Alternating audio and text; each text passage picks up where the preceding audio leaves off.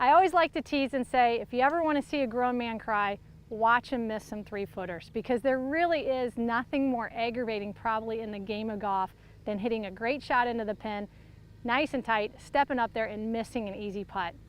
So how can you develop a good routine for making sure that you're going to drain those short putts every time? Well, in today's lesson, I'm going to take you through mine and hopefully teach you how to gain confidence on those short ones.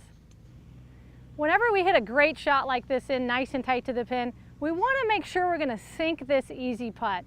So how do we go about doing that? Well, I actually feel that the most important thing, other than reading the green, which we'll go over here in a second, is aiming your ball at the hole. So what you'll see a lot of good players do is they take a line or a stripe and they put it on the side of their ball and they're going to aim their ball. So the first thing I want to do is obviously read the green as I'm walking up to it.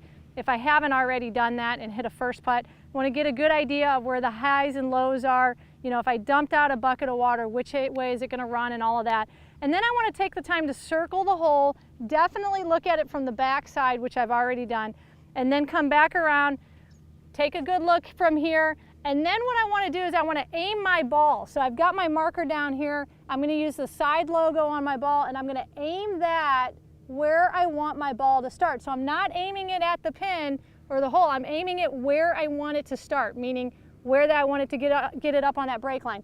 Now what I'm going to do is I'm going to pick up my mark, and basically I have the confidence now that my ball is aimed correctly. So all I have to do is set myself up.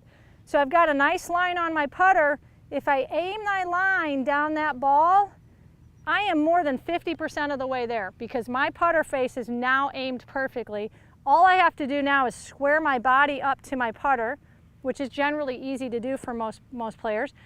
And the big thing here is now trust. I know I'm aimed correctly. And you know what? If I'm not, there's nothing I can do about it at this point. But when you get into trouble is when you start second guessing and changing where you're aimed because it just doesn't look right. If you're having a problem with that, step back, re-aim the ball, and go through the whole routine again. But as long as I make my good pre-shot routine, getting a good feel for the speed I want to put on the ball, I aim my putter face down that ball line, set my body square.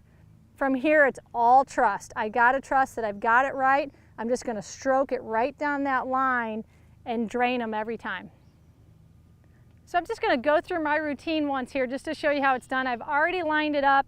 I know what it's going to do, so I'm simply going to aim my ball where I want the ball to start, the line I want it to start on, put my mark away.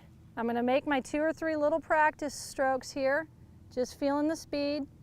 I'm going to step in, I'm going to aim my putter perfectly down the stripe on my ball, set my feet, and now it's all about trust. If I make a good stroke, it's going in.